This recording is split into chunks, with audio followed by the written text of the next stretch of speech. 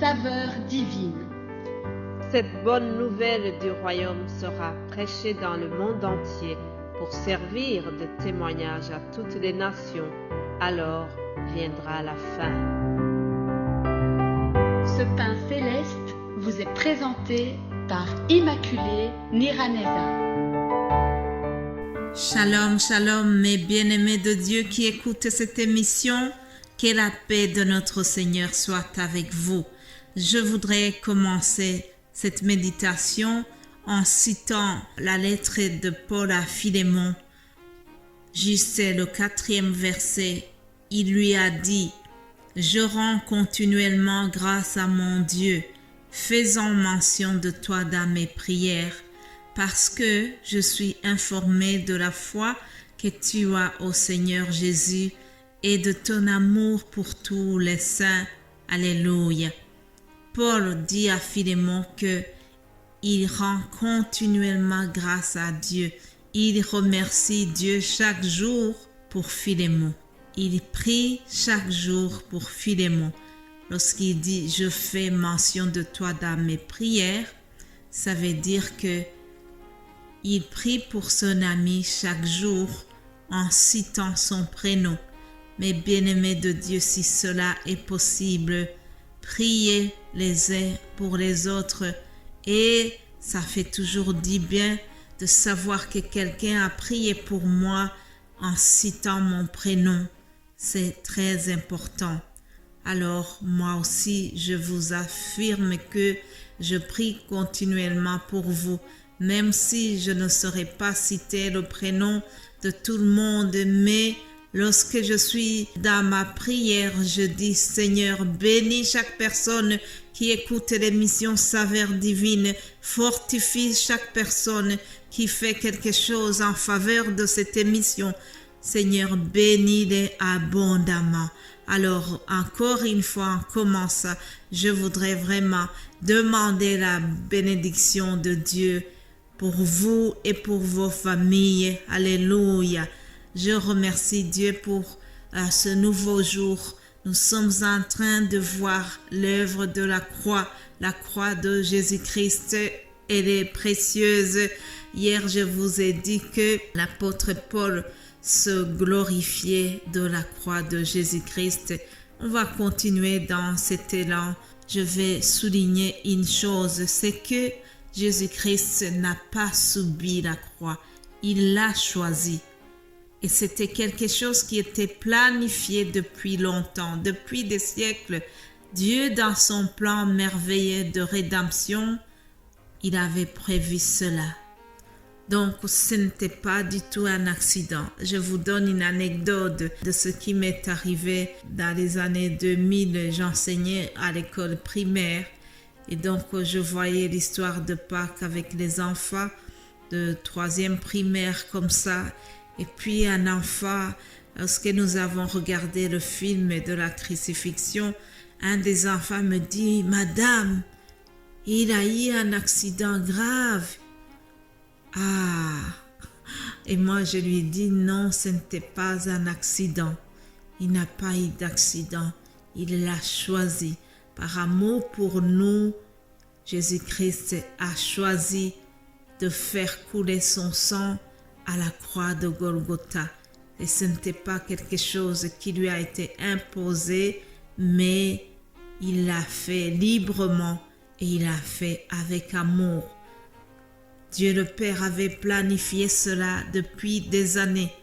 Nous voyons la prophétie de Ésaïe 61 où il annonce déjà l'œuvre de la croix. Lisons Ésaïe 61 et nous verrons comment la mission de Jésus-Christ était déjà annoncée plusieurs siècles auparavant.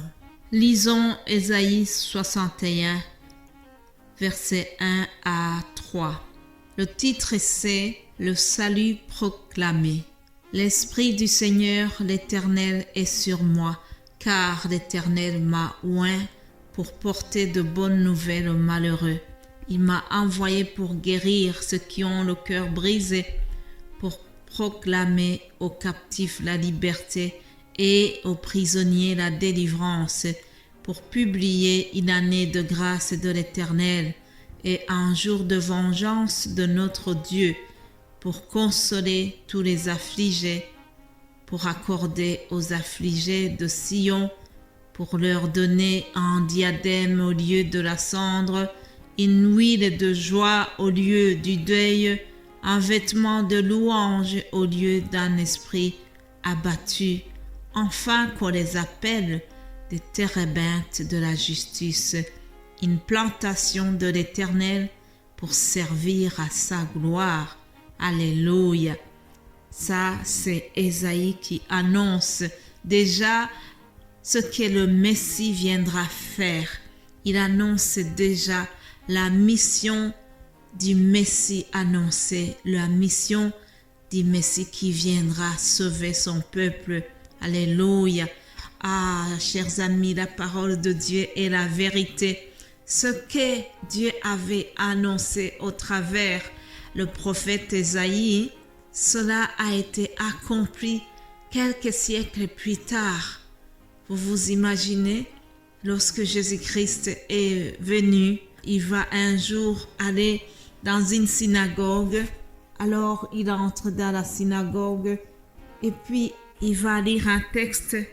Et curieusement, c'était le même texte que celui qui est annoncé ici par le prophète.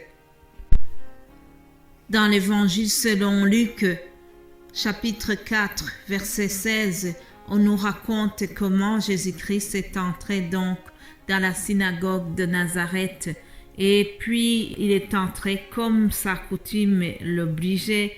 Il est allé à la synagogue le jour du sabbat. En effet, Jésus-Christ était un juif bien pratiquant comme les autres. Il est entré donc dans la synagogue et il s'est levé pour aller faire la lecture. Puis, on lui a remis le livre du prophète Ésaïe et Jésus-Christ l'a ouvert. Et curieusement, en déroulant le livre, il est tombé exactement à la page qui parlait de lui. Alléluia. Il a lu juste ce que je vous ai lu précédemment dans Ésaïe 51. Donc, l'évangile de Luc reprend cette prophétie d'Ésaïe qui nous montre que Jésus-Christ était venu pour annoncer la bonne nouvelle aux pauvres. Alléluia.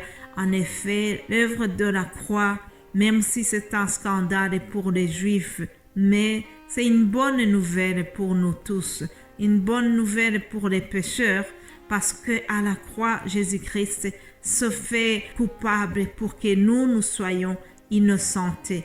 À la croix, Jésus-Christ prend nos cœurs brisés pour nous donner des cœurs qui sont restaurés. Alléluia.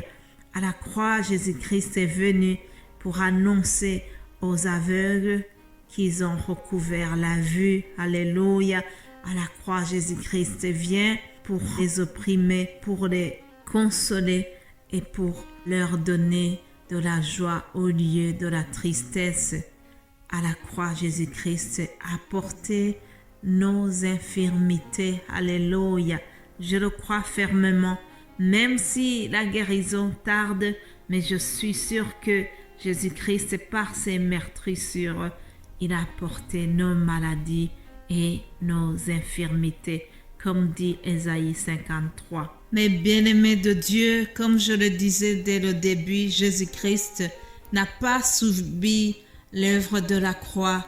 Ce n'était pas un accident, mais c'était par amour qu'il a accepté de se donner pour nous. Dieu le Père l'a donné pour que nous soyons sauvés. À la croix, Dieu le Père nous avait prédestinés dans son amour à être ses enfants d'adoption par Jésus-Christ qui s'est donné à la croix selon le bon plaisir de sa volonté. Alléluia. Bénissons le Seigneur, rendons grâce à lui et surtout, chers amis, soyons aussi fiers de la croix de Christ. Annonçons la croix de Christ. Annonçons l'œuvre que Jésus-Christ a eue à la croix et vraiment c'est notre mission de le faire. et d'amener les autres à Christ, amener les âmes à lui pour que tout le monde soit vraiment sauvé par la foi en Christ. Soyez bénis au nom de Jésus-Christ. Amen, amen.